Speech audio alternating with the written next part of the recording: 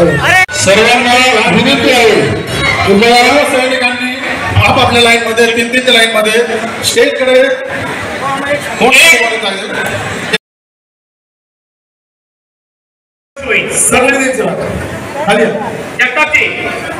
पहिल्यांदा घोषणा आणि नंतर तुम्ही सलामी द्या 2 मिनिटं. हॅलो सैनिकांनी इकडे सांगा. हॅलो 3-3 लाईन मध्ये 3-3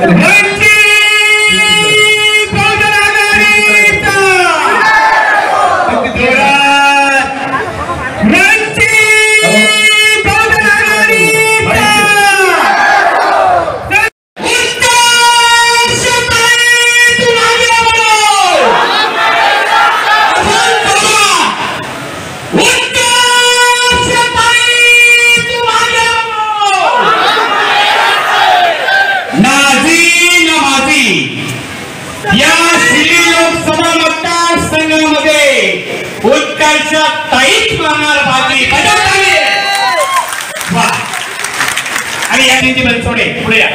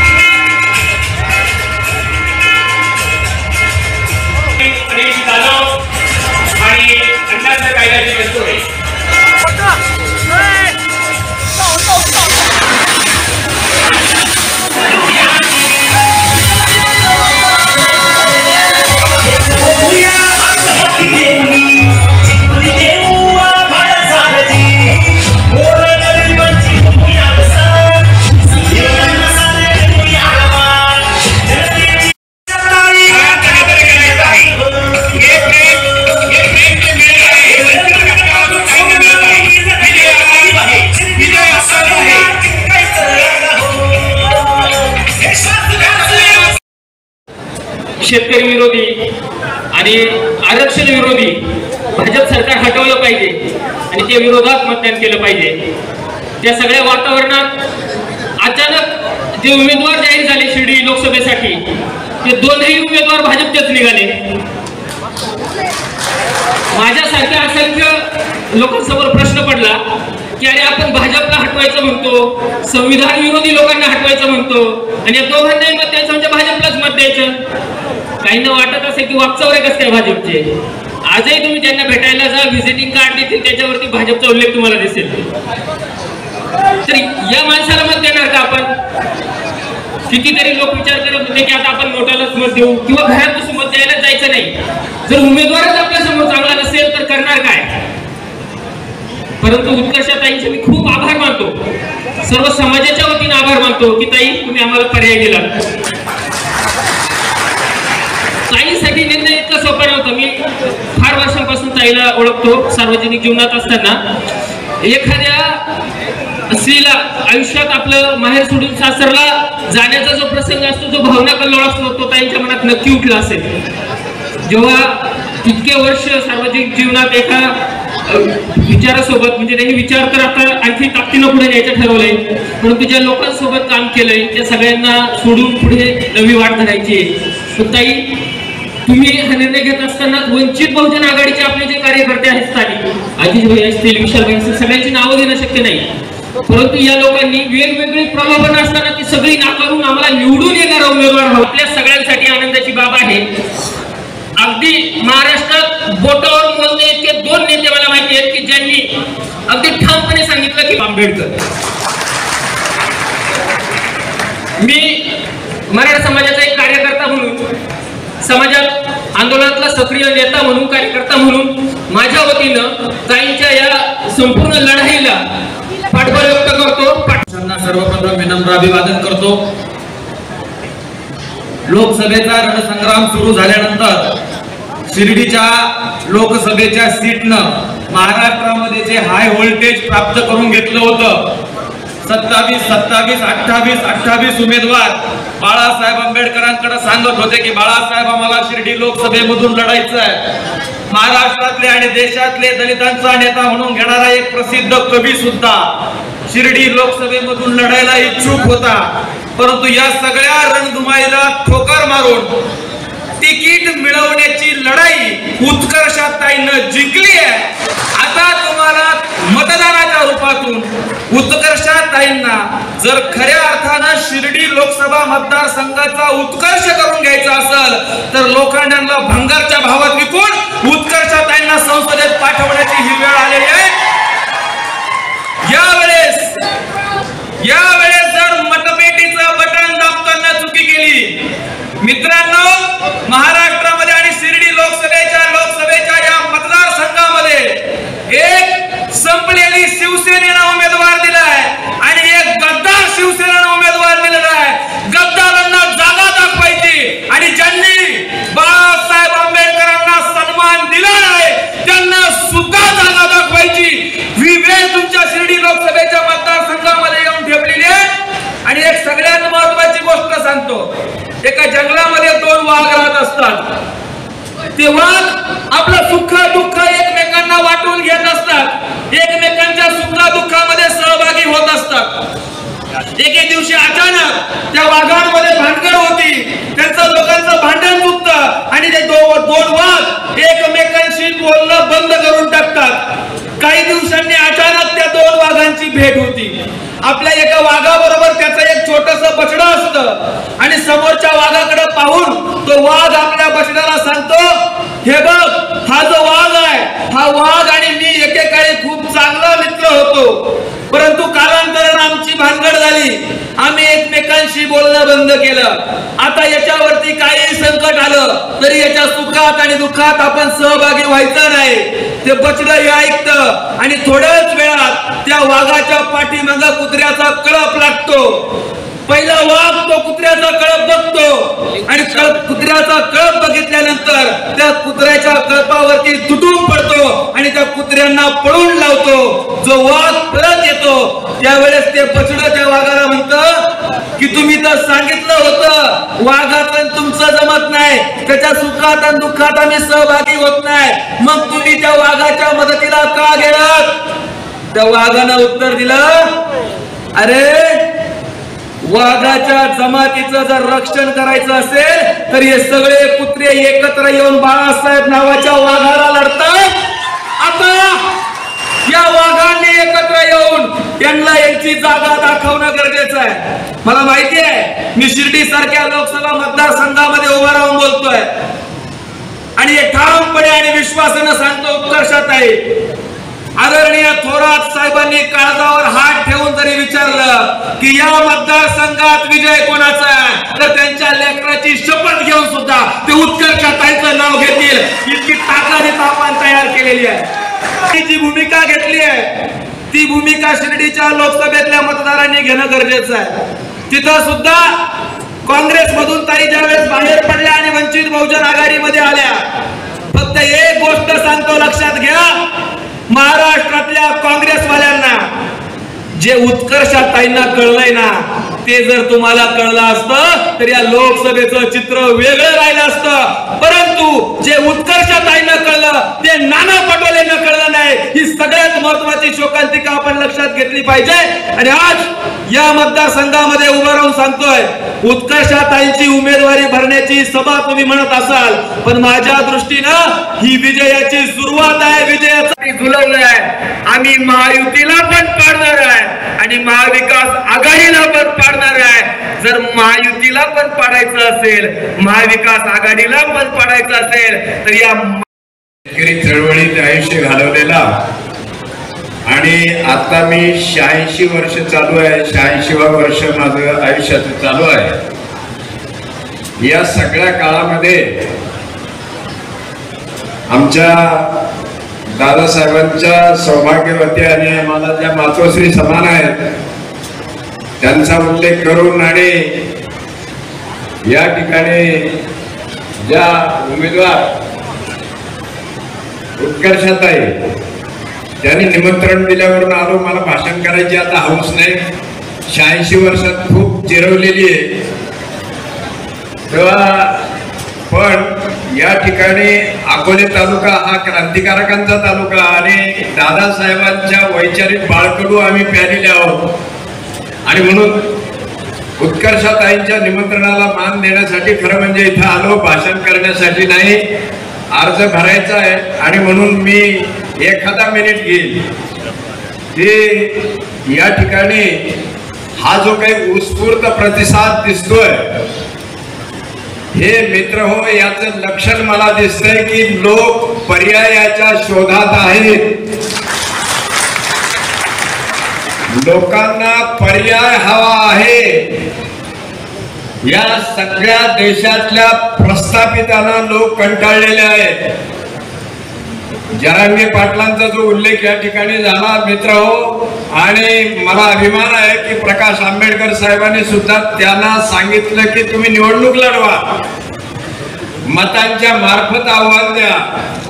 त्याचं कारण असं की या मराठा समाजाचं संघटन करताना सुद्धा प्रस्थापितांनी या सहकाराच्या माध्यमातून जे काही या महाराष्ट्राला लुटलेलं आहे, हे सगळे लुटारू आता शीर्षस्थ स्थानी दिसत आहेत। या सगळ्या लुटारूंना खाली खेचायचं आहे आणि म्हणून ते खेचण्यासाठी आपली जी उत्स्फूर्त या ठिकाणी जी गर्दी आहे, त्या गर्दी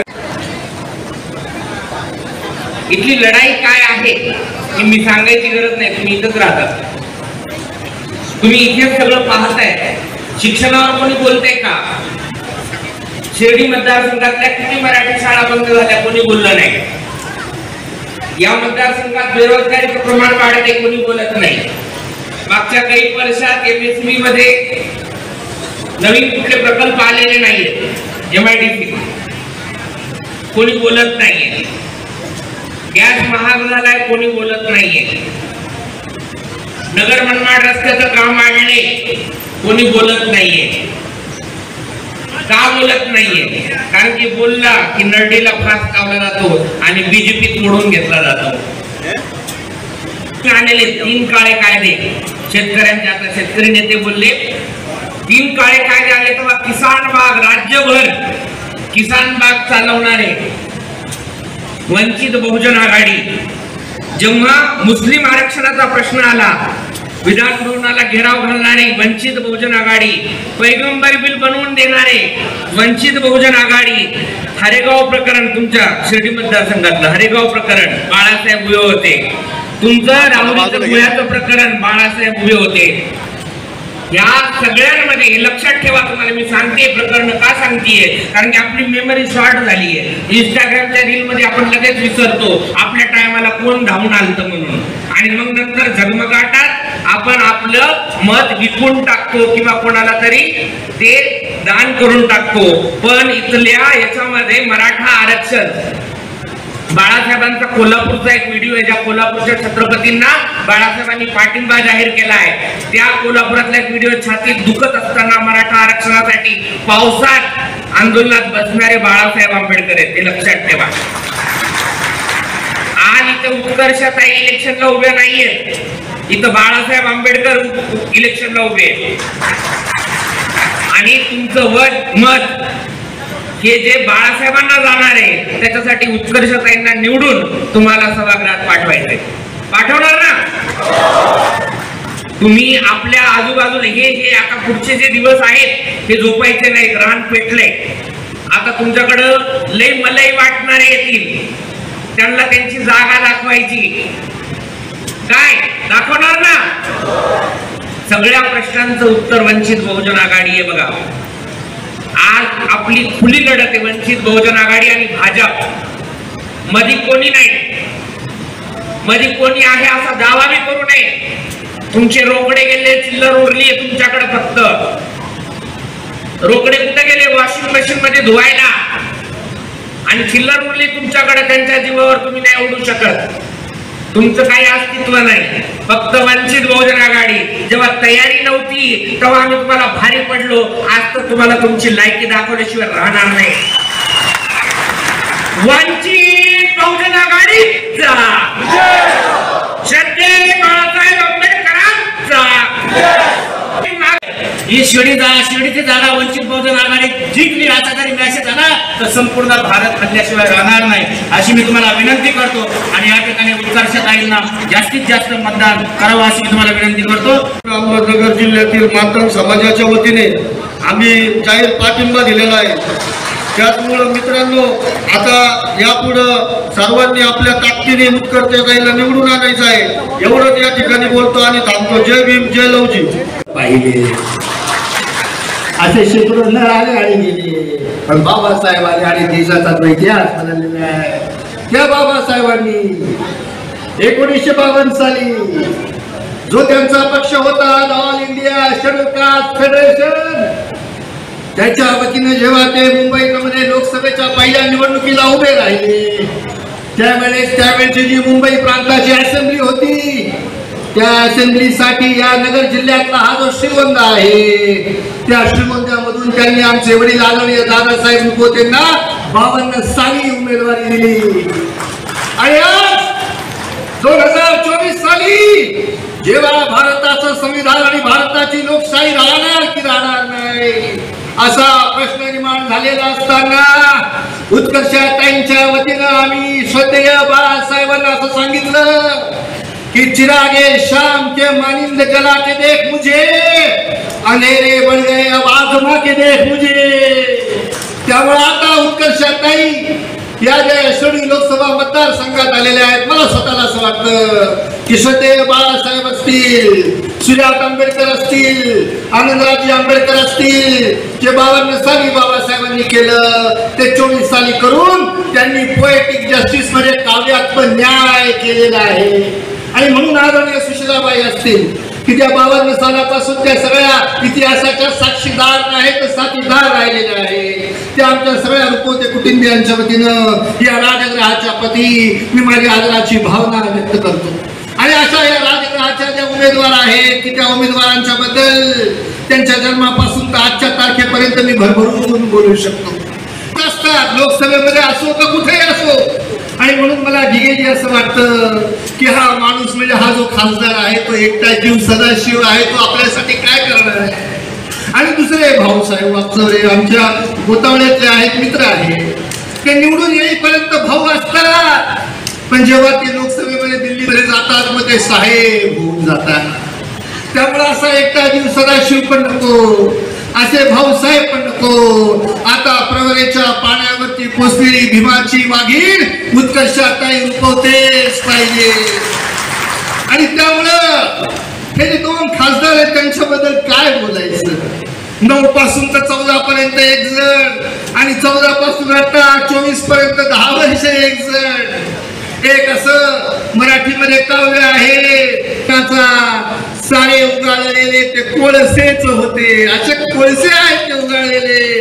पण आमच्या परिवाराच्या वतीनं आमच्या सुशीलाबाईंच्या वतीनं आज आम्ही असं सांगतो की अरे तुम्ही ते कोळसे आता 15 वर्ष उगाळले, आता उत्कर्षासारखा चंदन उघडायची वेळ आलेली आहे राजगृहाने दिलेला. आणि त्यासाठी तुम्ही प्रयत्नांची पराकाष्ठा कराल अशी माझी स्वतःची जी काही खात्री आहे ती मी या ठिकाणी व्यक्त करतो. आणि थांबत असताना बाळासाहेबांना वेगवेगळे लोक वेगवेगळ्या गोष्टी सांगतात. 2-3 दिवसापूर्वी मी जेव्हा अमरावतीमध्ये होतो आनंदराजींना वेगवेगळ्या गोष्टी सांगतात.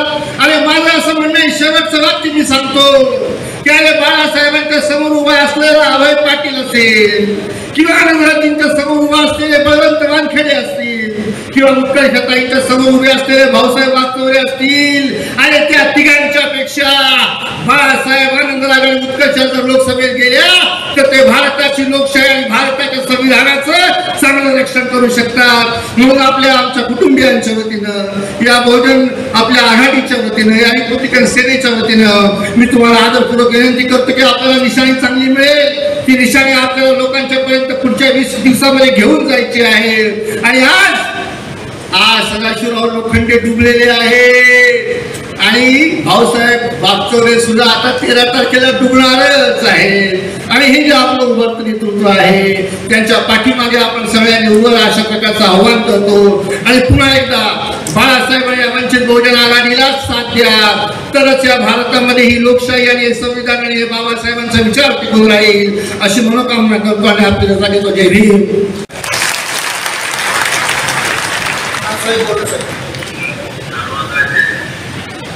नमस्कार.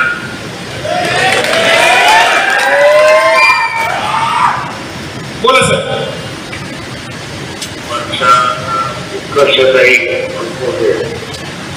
हे आज फॉर्म भरतात आहेत. आपण सगळेजण त्यांना फॉर्म भरण्यासाठी गेला आहात त्याच्याबद्दल आपल्या सगळ्यांचा अभिनंदन. आणि उमेदवाराला सुद्धा शुभेच्छा. त्यांनी निवडून यावं आणि आपण त्यांना निवडून आणा.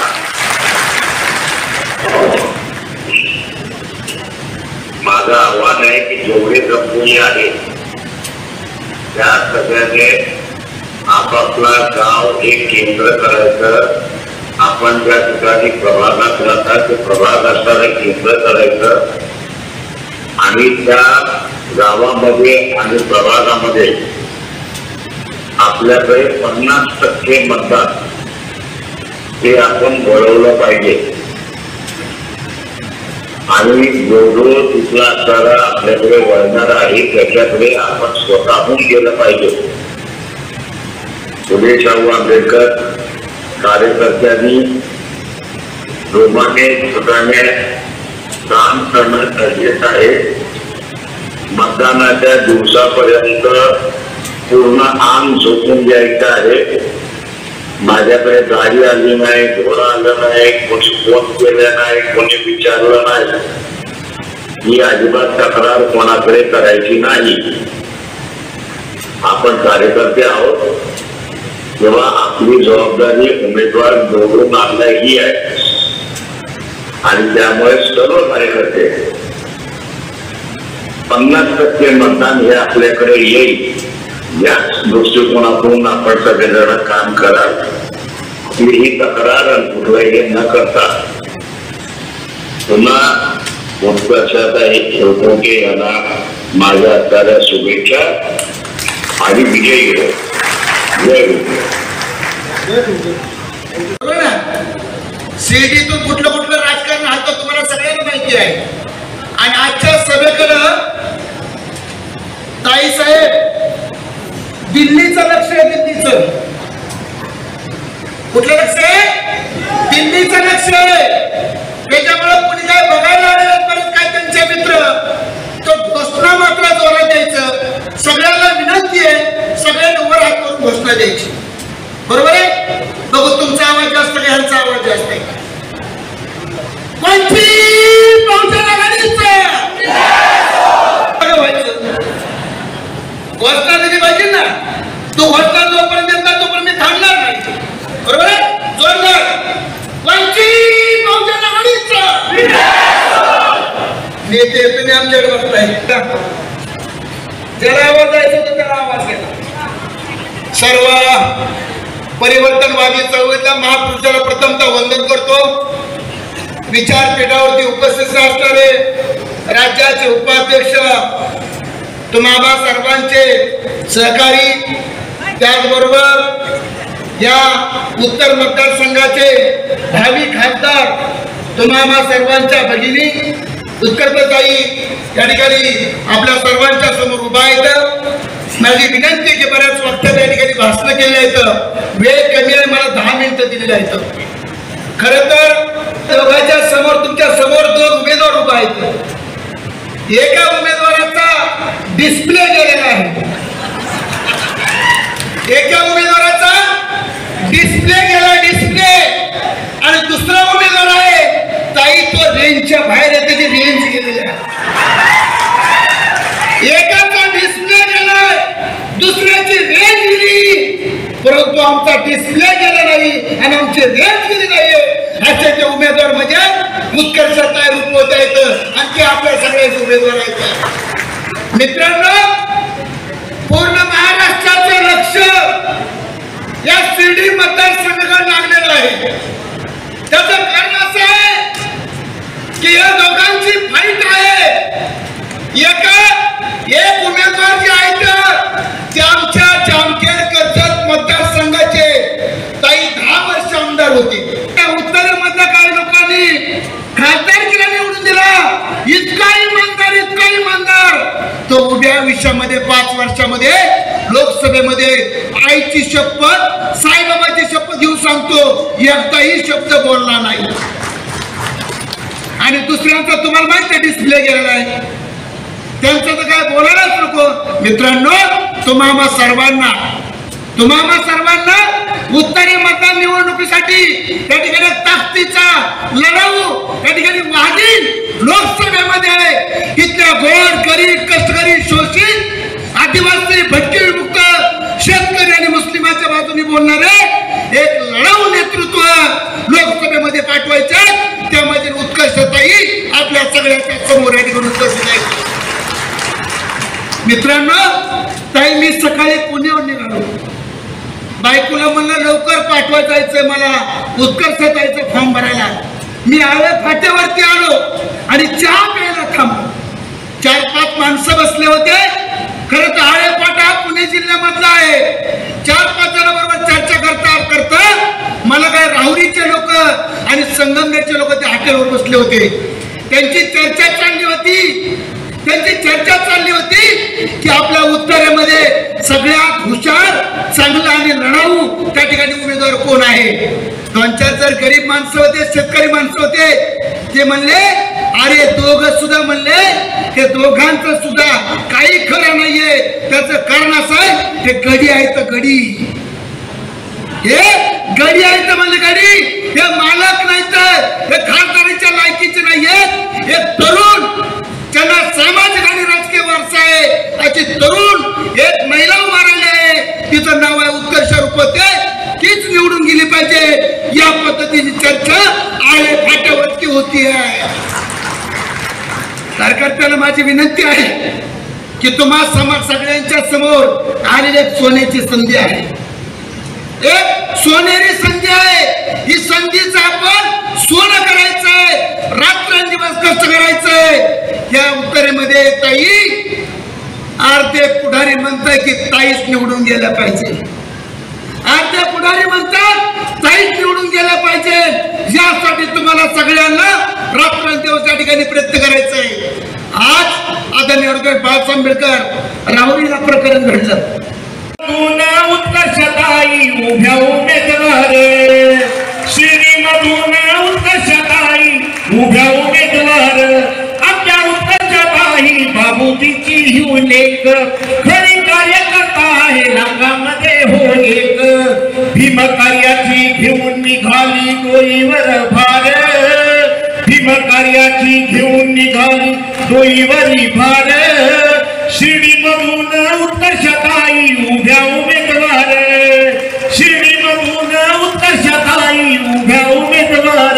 पुन्हा एकदा ताईंना आम्हा उपपरिवाराकडून, चिखली गावाकडून आमचा पाठिंबा आणि ताईंना बहुमताने आपण सगळ्यांनी निवडून द्यायचंय. निवडून द्यायचं की नाही? पुन्हा एकदा जयताबाद निवडून द्यायचं की नाही? आणि निवडूनच द्यायचंय. पुन्हा एकदा सर्वांना जय भीम, नमो बुद्धाय, जय श्री. इतक्या मोठ्या संख्येने आपण सगळे इथे उपस्थित आहात. मी तुमच्या घरातली एक लेक म्हणून तुमचे हात जोडून आभार मानते. एवढ्या कमी नियोजनामध्ये, कमी वेळेमध्ये नियोजन झालं, त्यामध्ये आपण सगळे इथे उपस्थित झालात.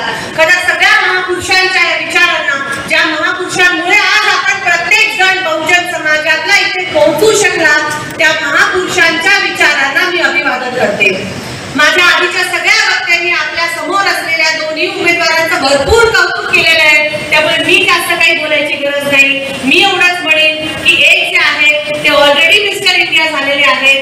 तो मिस्टर इंडिया जो होता त्याला किमान बघण्यासाठी किंवा हरवण्यासाठी घड्याळ असायचं. घड्याळ पिक्चर मध्ये बघितलं होतं ना, आमच्या ह्या मिस्टर इंडियाला घड्याळ सुद्धा नाही. त्यामुळे कधी हरवतात आणि कधी सापडतात हे आम्हालाही कळत नाही.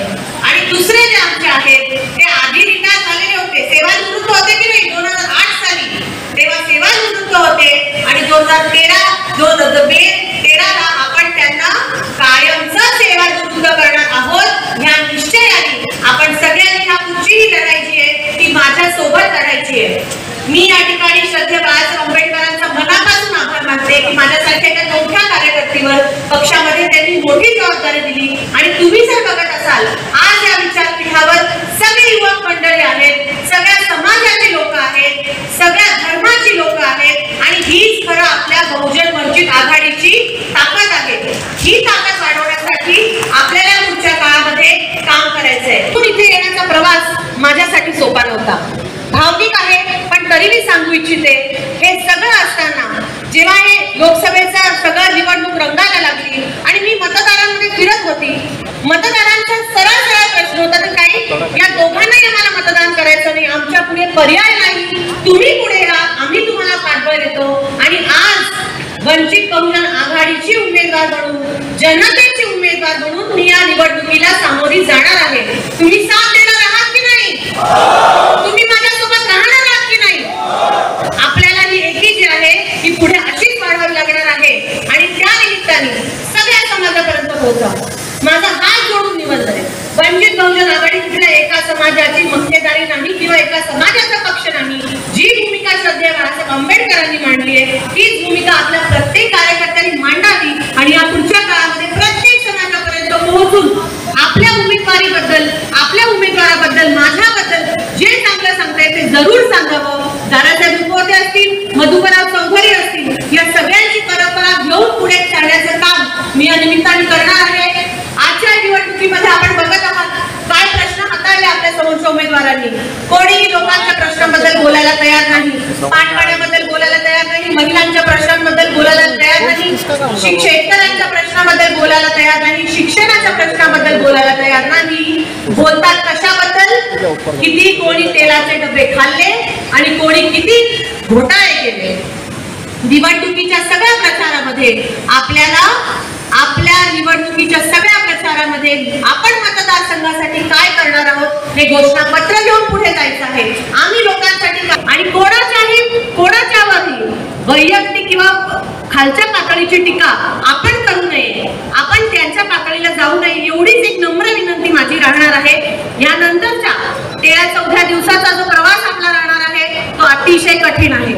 आपल्या पुढे मोठी धनशक्ती आहे, यंत्रणा ज्याला म्हणतात त्याही उभ्या आहेत, पण मलाही खात्री आहे की कुठेतरी जिल्ह्याची एक कन्या, जिल्ह्याची एक भूमिकन्या म्हणून सगळेच लोक आपल्या पाठीशी उभे राहतील आणि त्या प्रकारचा आवाजही या पुढच्या काळामध्ये मी स्वतः सगळ्यांना करणार आहे.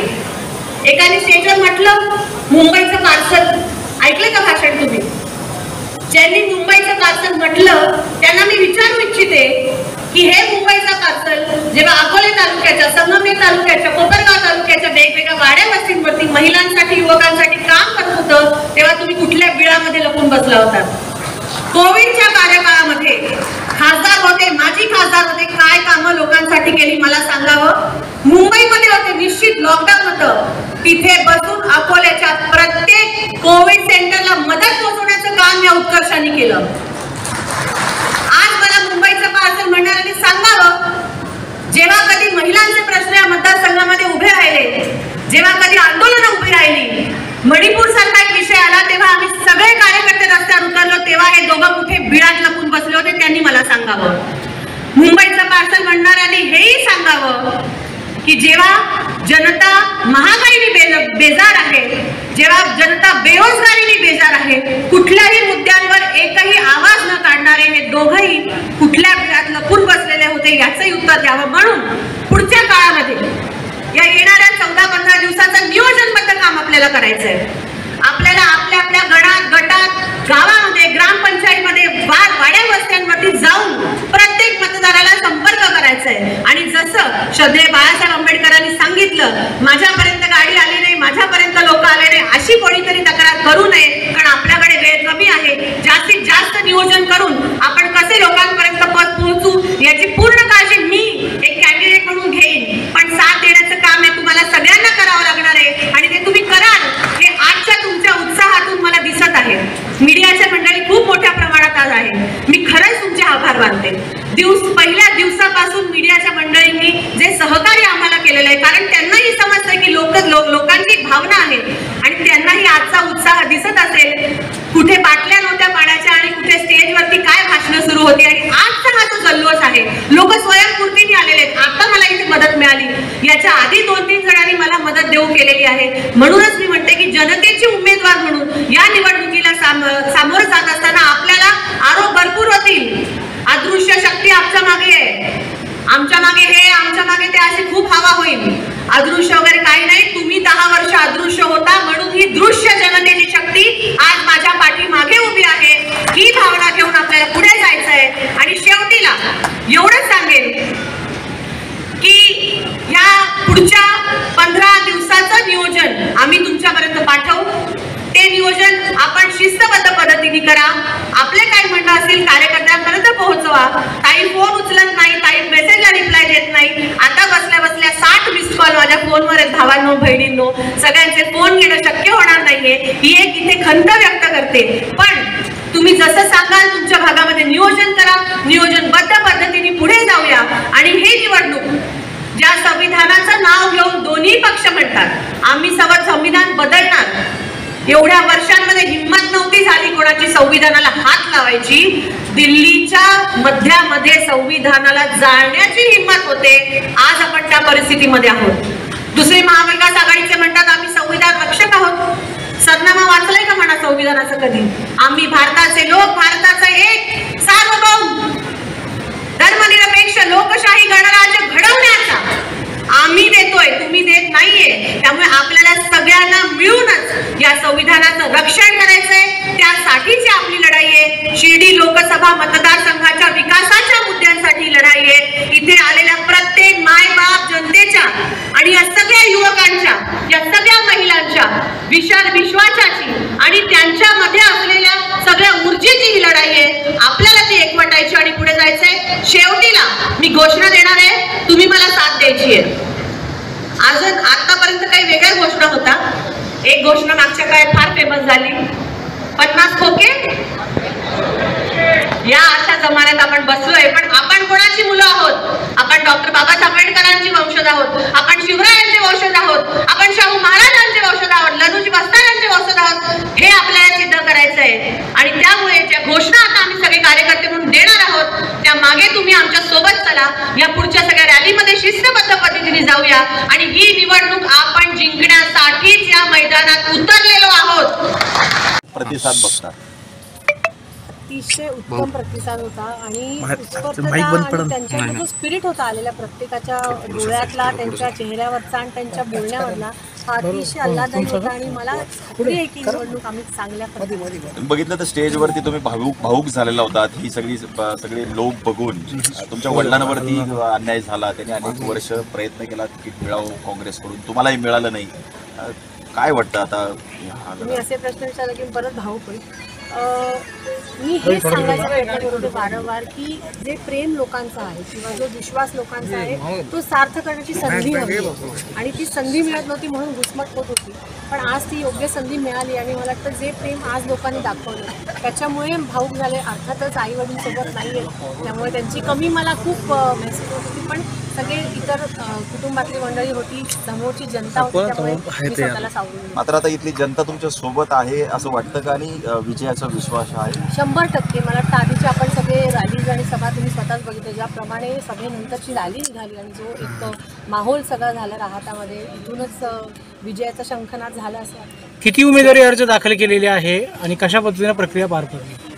2 केलेले आहेत आणि त्याच्यामध्ये मग AB फॉर्म पक्षाचा आलेला आहे. ती सगळी पूर्तता आम्ही केलेली आहे. 1-2 काही क्वेरीज असतील तर आम्ही कंप्लायन्स करू.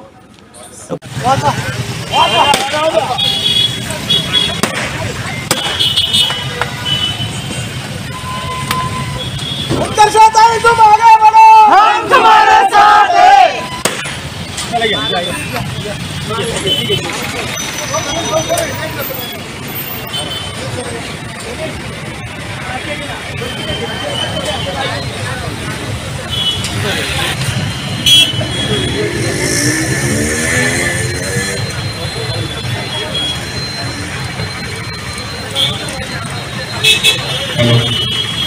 आपल्या ठिकाणी छत्रपती शिवाजी महाराज या स्मारकाला माननीय उत्कर्षताई भोगवते यांचं या ठिकाणी आगमन झालेलं आहे व ते छत्रपती शिवाजी महाराजांना पुष्प अर्पण करत आहेत. त्यांचा जय जगन करता अर्घ्य गल्ली व मारुतीचावडी मंदिर समोर समोर मारुतीचावडी मंदिर त्यांच्या छत्रपती शिवाजी महाराज की जय. शिवाजी महाराज की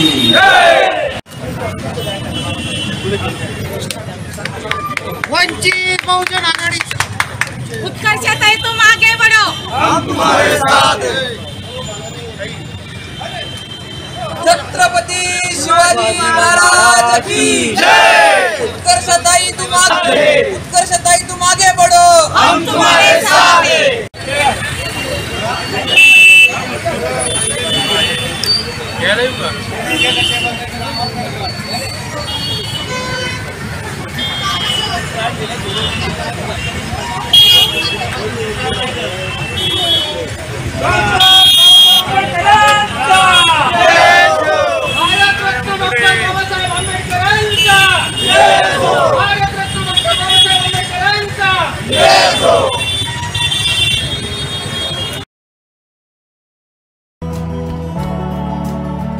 hotel super diamond family garden restaurant, पार्टीसाठी हॉल, प्रशस्त garden, conference hall, family dining, निसर्गरम्य वातावरण, प्रशस्त पार्किंग.